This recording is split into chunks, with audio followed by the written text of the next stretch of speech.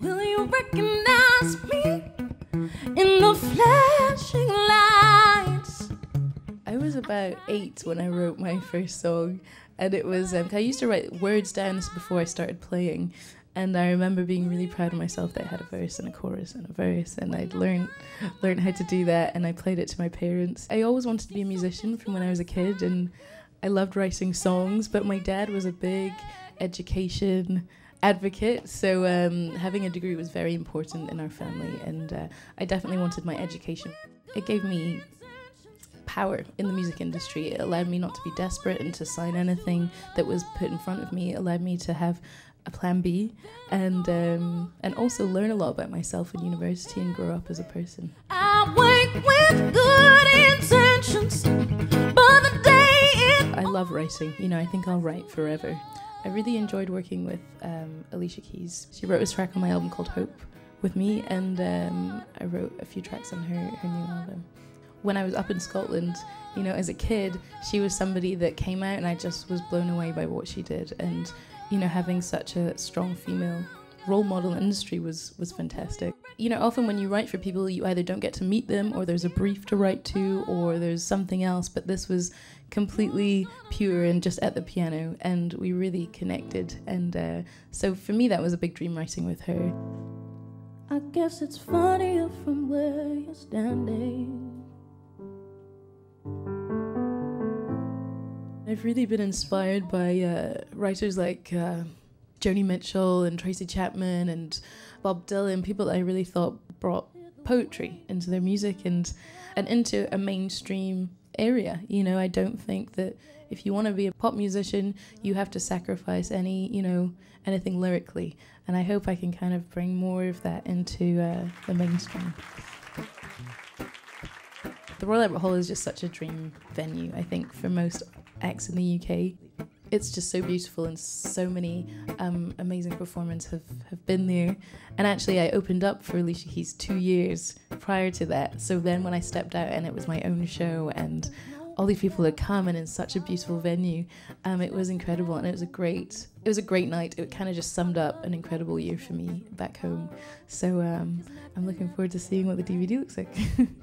There's nothing I won't steal or borrow. You know, this is the very beginning of coming over here, and it's incredible. You know, you come and people are singing the lyrics back to you, and that's such a wonderful feeling. And I think, you know, the crowds here really remind me of last year, the year before in the UK, when it's just those people who are so, they found you somehow, they found your music online or know about you, and it's very raw and it's very emotional. And people over here are so loud, like no one's shy, so everyone's singing, and that's different from the UK. The Brits is the biggest music awards ceremony in the UK, and I guess it's like our Grammys. So yeah, it's just something you watch as a kid, and you want one. Like, you want to be nominated. So I've been nominated for 4 awards this year for best. Yeah. Thank you. Thanks.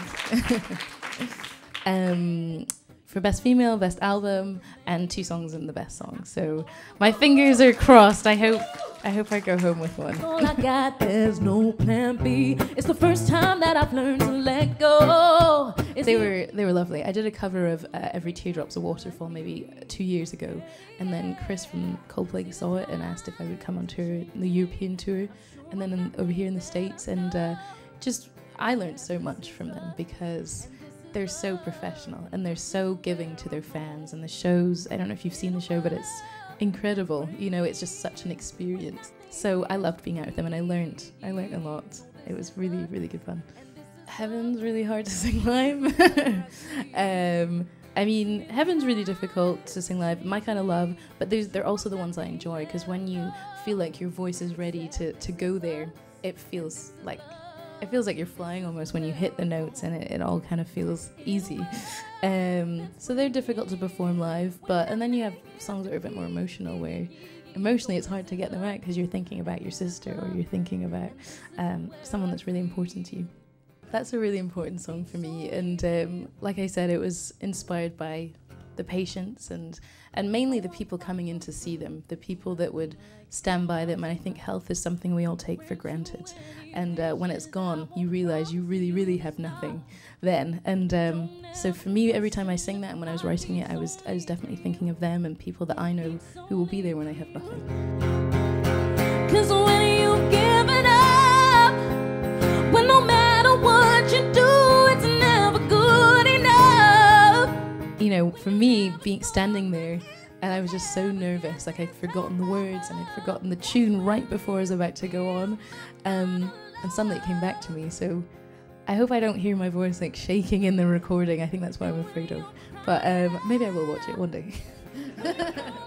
Thank you for having me. Thank you.